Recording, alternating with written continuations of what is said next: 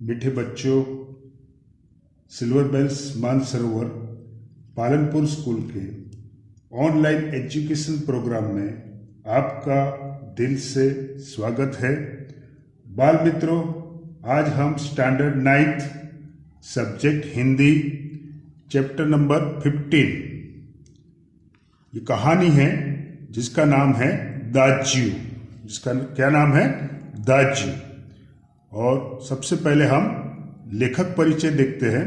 तो लेखक का नाम है शेखर जोशी। शेखर जोशी का जन्म 10 सितंबर 1932 को अल्मोड़ा इन ब्रैकेट में उत्तरांचल के ओलिया गांव नामक स्थान पर हुआ। आपने केकड़ी एवं अजमेर में स्कूली शिक्षा प्राप्त की। लगभग 30 वर्षों तक इलाहाबाद के निकट एक सैनिक औद्योगिक प्रतिष्ठान में कार्यरत रहने के बाद आप स्वतंत्र लेखन कर रहे हैं। आपके चर्चित कहानी संग्रह है कोशी की घटवार, साथ के लोग, दाज्यू, हलवाहा एवं नौरंगी बीमार है। आपकी आदमी और कीड़े कहानी को 1955 में धर्मयुग द्वारा आयोजित कहानी प्रतियोगिता में प्रथम पुरस्कार प्रदान किया गया। नई कहानी आंदोलन के चर्चित कथाकार महावीर प्रसाद द्विवेदी पुरस्कार और पहल सम्मान से सम्मानित दाज्यू कहानी पर चिल्ड्रन फिल्म सोसाइटी द्वारा फिल्म का निर्माण। विषय प्रवेश देखते हैं। दाज्यू कहानी बाल श्रमिक पर लिखी गई कहानी है। मदन एक पहाड़ी बालक है जो पेट की आग बुझाने के लिए शहर में आकर एक होटल में काम करता है। भोलेपन में जिसे वह अपना दाज्यू अर्थात बड़ा भाई, दाज्यू अर्थात बड़ा भाई समझने लगता है, वहीं किस प्रकार एक दिन उसके बाल मन पर आघात कर जाता है, इसका मार्मिक चित्रण इस कहानी में हुआ है। बाल मित्रों, अपनत्व भरे दो शब्द अपरिचित व्यक्तियों को निकट ला देते हैं और तिरस्कार भरी वाणी परिचितों को भी अपरिचित बना देती है। प्रस्तुत कहानी के बालक मदन और जगदीश बाबू के बीच अपनत्व और तिरस्कार का ऐसा ही विपरीत संबंध बन जाता है जिसे हम अपना समझने लगते हैं। वही जब दिल तोड़ देता है तो उसकी क्या प्रतिक्रिया होती है, यही दाज्यू कहानी का केंद्र बिंदु है। बाल मित्रों, कहानी स्टार्ट करते हैं। चौक से निकलकर बाईं ओर, बाई का मतलब होता है लेफ्ट साइड और दाई का मतलब होता है राइट साइड। तो बाईं ओर जो बड़े साइन बोर्ड वाला छोटा कैफे है, वहीं जगदीश बाबू ने उसे पहली बार देखा था। किसको? वो मदन नामक लड़के को। गोरा चिट्टा रंग, नीली शफ्फाफ आंखें, ये उर्दू शब्द है। शफ्फाफ का मतलब होता है निर्मल, निर्मल या तो स्वच्छ। शफ्फाफ मतलब निर्मल या तो स्वच्छ। स्वच्छ आंखें, सुनहरे बाल, ये मदन का वर्णन है। जो लड़का कैफे में काम कर रहा है, होटल में काम कर रहा है, उसका वर्णन है जिसका नाम है मदन। इस कहानी का मेन कैरेक्टर जो है वो मदन है, आपको याद रखना है। तो मदन, उसकी नीली शफ्फाफ आंखें यानी निर्मल आंखें, सुनहरे बाल और चाल में एक अनोखी मस्ती पर शिथिलता नहीं। कमल के पत्ते पर फिसलती हुई पानी की बूंद की सी फुर्ती, यानी उसकी जो स्फूर्ति थी वो ऐसी थी जैसे कमल के पत्ते पर फिसलती हुई पानी की बूंद।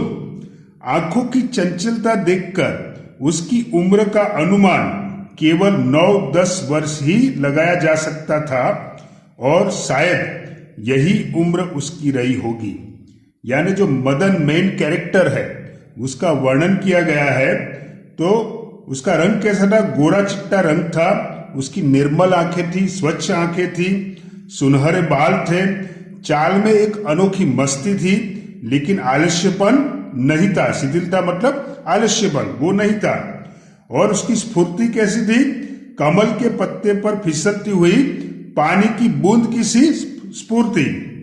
और आंखों की चंचलता देखकर उसकी उम्र क्या होगी? 9-10 वर्ष, और शायद उसकी यही उम्र रही होगी। अधजली सिगरेट का एक लंबा कस खींचते हुए जब जगदीश बाबू ने कैफे में प्रवेश किया, ये जगदीश बाबू जो है वो सेकंड कैरेक्टर है। मेन कैरेक्टर जो है उसका नाम क्या है? मदन। और ये जो सेकंड कैरेक्टर है उनका नाम क्या है? जगदीश बाबू। जब उन्होंने कैफे में प्रवेश किया तो वह एक मेज पर से प्लेट उठा रहा था, और जब वे पास ही कोने के टेबल पर बैठे तो वह सामने था। यानी जो मदन था वो वेटर का काम करता था, तो वो प्लेटें उठा रहा था, और ये जगदीश बाबू कहां पर बैठे? कॉर्नर के टेबल पर बैठे। मानो घंटों से उनकी उस स्थान पर आने वाले व्यक्ति की प्रतीक्षा कर रहा हो। वह कुछ बोला नहीं, हाँ नम्रता प्रदर्शन के लिए थोड़ा झुका और मुस्कुराया भर था। यानी वो झुककर थोड़ा सी स्माइल दी, पर उसके इसी मौन में जैसे सारा मीनू समाहित था। सारा मीनू समाहित था, यानी मीनू जो है वो मेनू कार्ड जो होता है, होटल में जो भी आइटम मिलती है वो मेनू कार्ड, उसको मेनू बोलते हैं।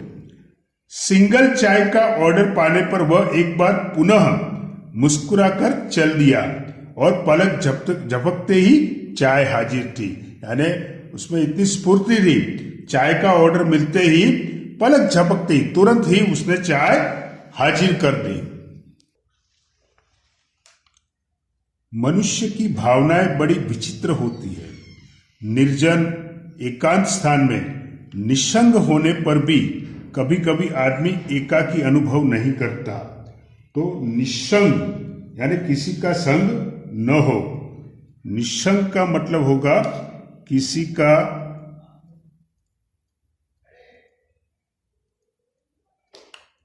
साथ न हो, किसी का साथ न हो। तो कभी कभी आदमी एकाकी अनुभव नहीं करता, यानी उसके साथ ऐसी कोई घटना होती है या ऐसे किसी व्यक्ति से मिलन होता है तो वो एकांत यानी एकाकी अनुभव नहीं करता। लगता है इस एकाकीपन में भी सब कुछ कितना निकट है, कितना अपना है। परंतु इसके विपरीत कभी कभी सैकड़ों नर नारियां बीच जनरवमय वातावरण में, जनरवमय यानी कि जनरवमय, यहां पे ध्यान दो, कोलाहलपूर्ण, कोलाहल यानी जन का मतलब होता है लोग, रव का मतलब होता है आवाज, लोगों की आवाज, लोगों की आवाज, लोगों की ध्वनि। तो उसको कहते हैं जनरवमय वातावरण में रहकर भी सुनेपुन की अनुभूति होती है। कभी कभी आपने महसूस किया होगा कि भीड़ में भी इंसान अकेला होता है, और अकेले में भी ऐसा लगता है जैसे इंसान भीड़ में है। जैसे जैसे आप बड़े होते जाओगे आपको इसका एक्सपीरियंस होगा। लगता है जो कुछ है वह पराया है, कितना अपनत्वहीन। पर यह अकारण ही नहीं होता। इस एकाकीपन की अनुभूति, इस अलगाव की जड़ें होती है विछोह या विरक्ति की किसी कथा के मूल में। ये विरक्ति का मतलब होता है उदासी। यानी कोई इंसान आउट ऑफ स्टेट गया है या फिर आउट ऑफ कंट्री गया है, तो वहां पर उसका कोई अपना होता नहीं है। लेकिन जब उसको पता चलता है कि ये मेरी कंट्री का है, मेरे देश का है या मेरे स्टेट का है, मेरे गांव के पास में रहता है, तो उसको अपनत्वपन लगता है। बाकी वो भरी भीड़ में भी अपने आप को अकेला महसूस करता है।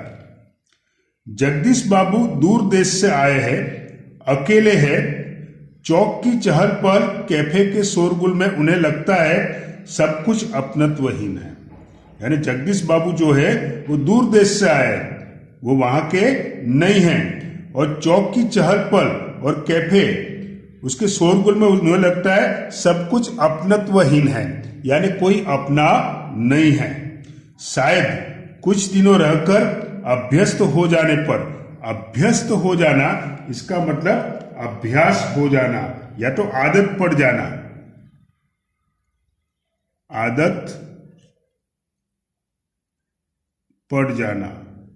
आई रिपीट, अभ्यस्त हो जाना मतलब आदत पड़ जाना।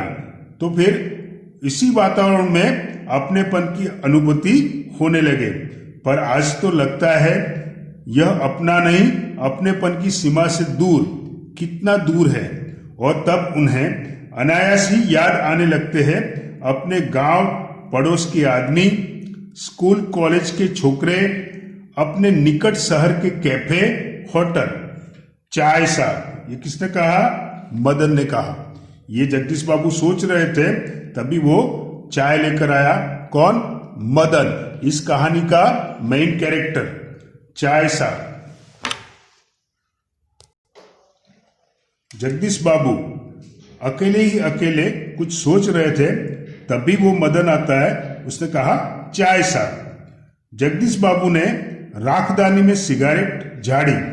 उन्हें लगा इन शब्दों की ध्वनि में वही कुछ है जिसकी रिक्तता उन्हें अनुभव हो रही है। अब रिक्तता का मतलब होता है खालीपन। रिक्तता मतलब खालीपन, जिसकी रिक्तता उन्हें अनुभव हो रही है। और उन्होंने अपनी शंका का समाधान कर लिया। क्या नाम है तुम्हारा? मदन। अच्छा मदन, तुम कहाँ के रहने वाले हो?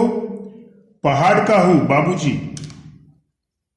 पहाड़ तो सैकड़ों हैं, आबू, दार्जिलिंग, मसूरी, शिमला, अल्मोड़ा।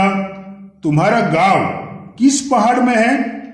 इस बार शायद उसे पहाड़ और जिले का भेद मालूम हो गया। मुस्कुराकर बोला, अल्मोड़ा साहब, अल्मोड़ा। अल्मोड़ा? अल्मोड़ा में कौन सा गांव है? विशेष जानने की गरज से जगदीश बाबू ने पूछा। Page number 66। इस प्रश्न ने उसे संकोच में डाल दिया। शायद अपने गांव की निराली संज्ञा के कारण उसे संकोच हुआ था। इस कारण टालता हुआ सा बोला, बहुत तो दूर है साहब, अल्मोड़ा से 15-20 मील होगा। फिर भी नाम तो कुछ होगा ही। जगदीश बाबू ने जोर देकर पूछा। डोटिया लगो, वह सकुचाता हुआ सा बोला। यानी मदन के गांव का नाम क्या है? डोटिया लगो। जगदीश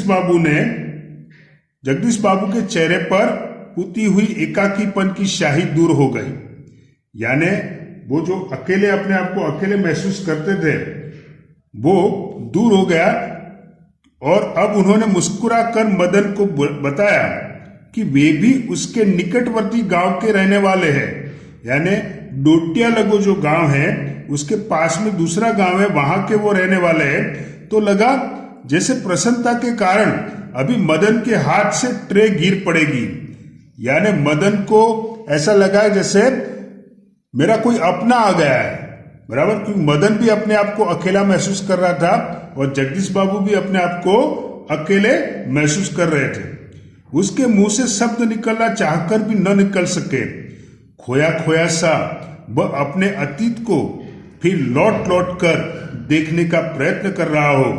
अतीत, गांव, अतीत माने भूतकाल, अतीत माने भूतकाल। वो फ्लैशबैक में चला गया, पास्ट टेंस में चला गया। उसका गांव, ऊंची पहाड़ियां, नदी, ईजा माँ, यानी माँ को वो ईजा कहकर बुलाते थे, तो माँ मतलब ईजा। बाबा, दीदी, भूली यानी कि छोटी बहन, और बड़े भाई को दाजू कहता था। बड़े भाई को क्या कहता था? दाजू। फिर से देखो, अतीत में यानी फ्लैशबैक में, पास्ट टेंस में, गांव, ऊंची पहाड़ियां, नदी, माँ को वो क्या कहकर बुलाता था? ईजा। बाबा यानी पापा, दीदी भूली यानी छोटी बहन को भूली कहकर बुलाता था और बड़े भाई को दाजू कहता था। मदन को जगदीश बाबू के रूप में किसकी छाया निकट जान पड़ी? उसने देखा, मदन ने देखा कि जगदीश बाबू इसमें से कौन से रिश्ते में आ सकते हैं? ईजा यानी कि मम्मी, नहीं बाबा, नहीं दीदी भूली, नहीं दाजू, हाँ दाजू यानी कि बड़ा भाई।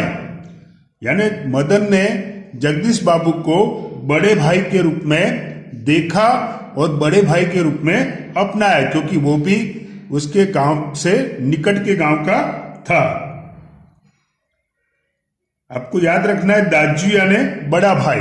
दाजू यानी क्या? बड़ा भाई।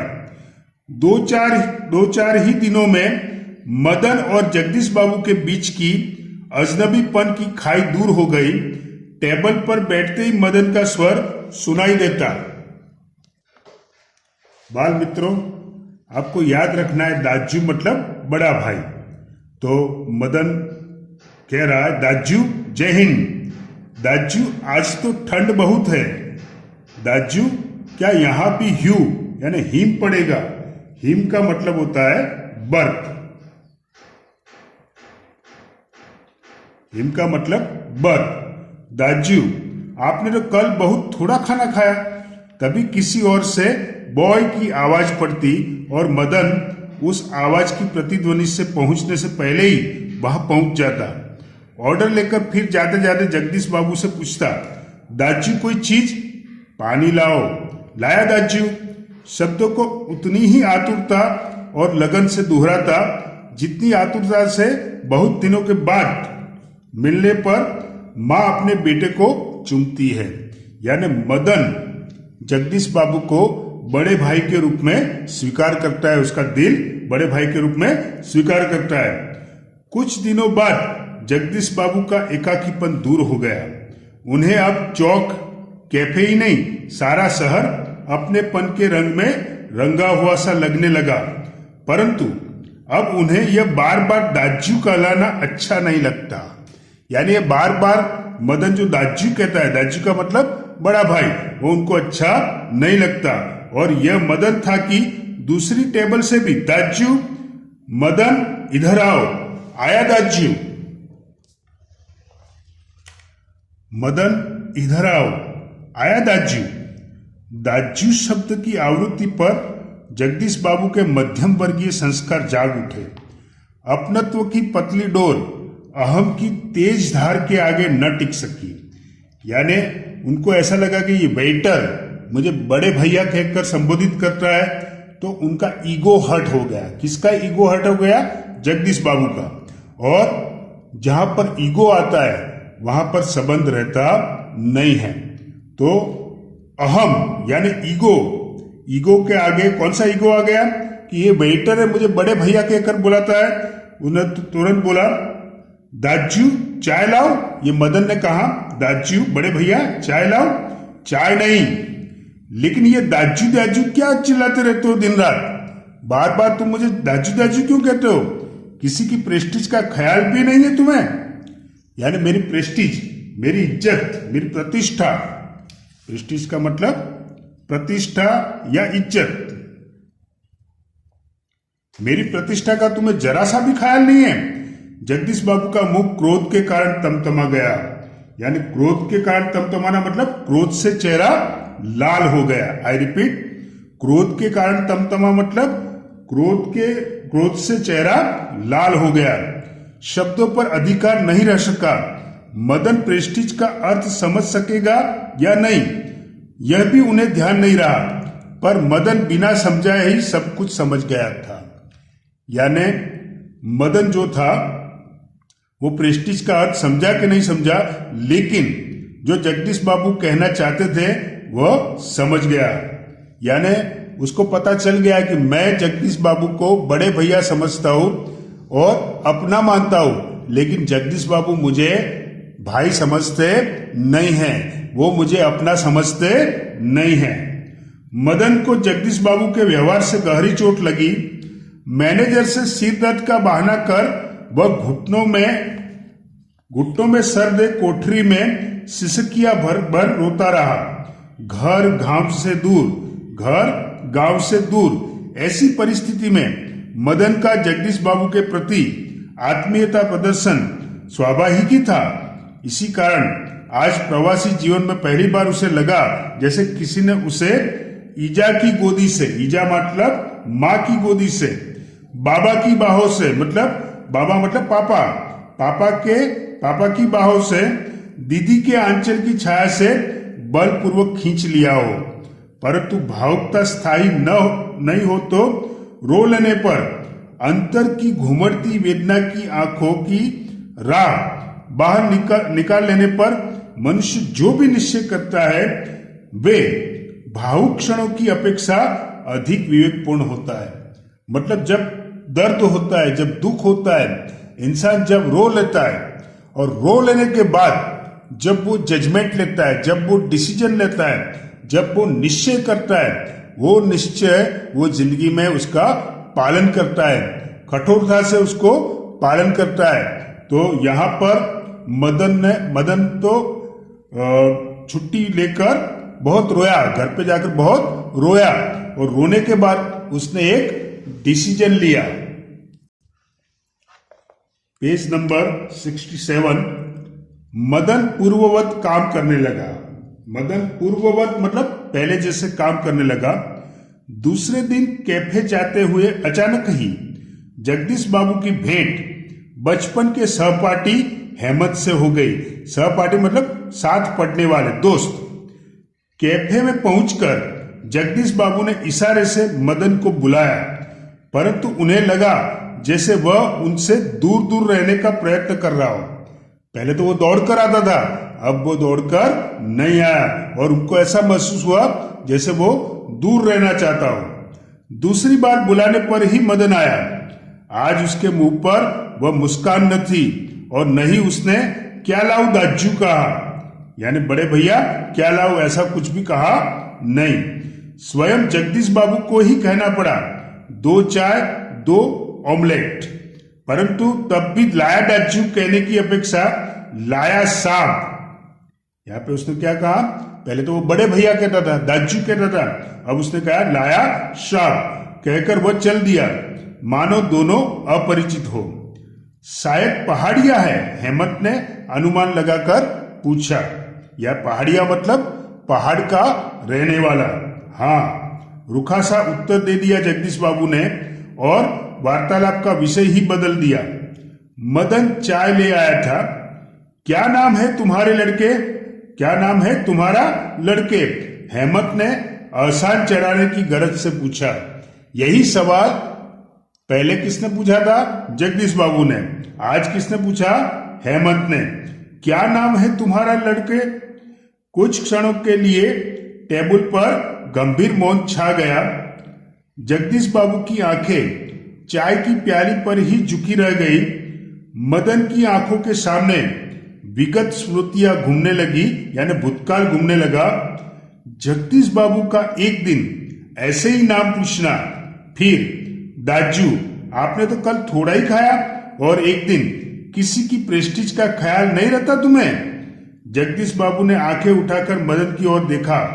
उन्हें लगा जैसे अभी वह ज्वालामुखी सा फूट पड़ेगा। हेमंत ने आग्रह के स्वर में दोहराया, क्या नाम है तुम्हारा। ज्वालामुखी सा फटना यानी अत्यंत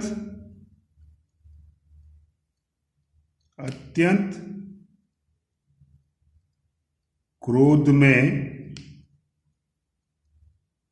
बोलना। ज्वालामुखी सा फटना मतलब अत्यंत क्रोध में बोलना। फिर वापस हेमंत ने कहा, क्या नाम है तुम्हारा। बॉय कहते हैं साहब मुझे, यानी उसने अपना नाम नहीं बताया, लेकिन ए बॉय, ए वेटर ऐसा लोग मुझे कहते हैं। संक्षिप्त सा उत्तर देकर वह मुड़ गया। आवेश में उसका चेहरा लाल होकर और भी अधिक सुंदर हो गया था। शब्दार्थ और टिप्पणी।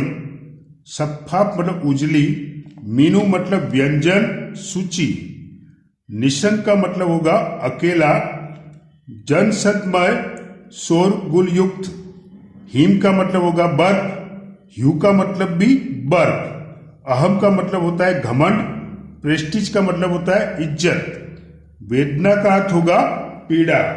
तो विद्यार्थी मित्रों, जो पेज नंबर 67 उस पर एक्सरसाइज दी है, स्वाध्याय दिया हुआ है, वो एक्सरसाइज आपको आपकी होमवर्क की नोटबुक में लिखना है। बाल मित्रों, प्रस्तुत जो कहानी है दाज्यू, उसको आपको कहानी के रूप में याद रखना है। उसका जो मेन सारांश है, दाज्यू कहानी का मुख्य पात्र मदन 9-10 वर्ष का बाल मजदूर है। कैफे में आए जगदीश बाबू से परिचय होने पर उसे बहुत खुशी हुई थी। वे उसके गांव के पड़ोसी गांव के थे, जहां बड़े भाई को दाज्यू कहते हैं। आई रिपीट, बड़े भाई को क्या कहते हैं? दाज्यू कहते हैं। कोमल मन के मदन को ऐसा लगा था जैसे उसे उसका बड़ा भाई ही मिल गया हो। दोनों के संबंध में बड़ी निकटता आ गई थी। लेकिन एक दिन दाज्यू कहने पर जब जगदीश बाबू ने उसे डांटा तो उसके कोमल मन पर गहरी चोट लगी। जिसे वह बड़ा भाई मानता था, उसका बुरी तरह डांटना वह सहन न कर सका।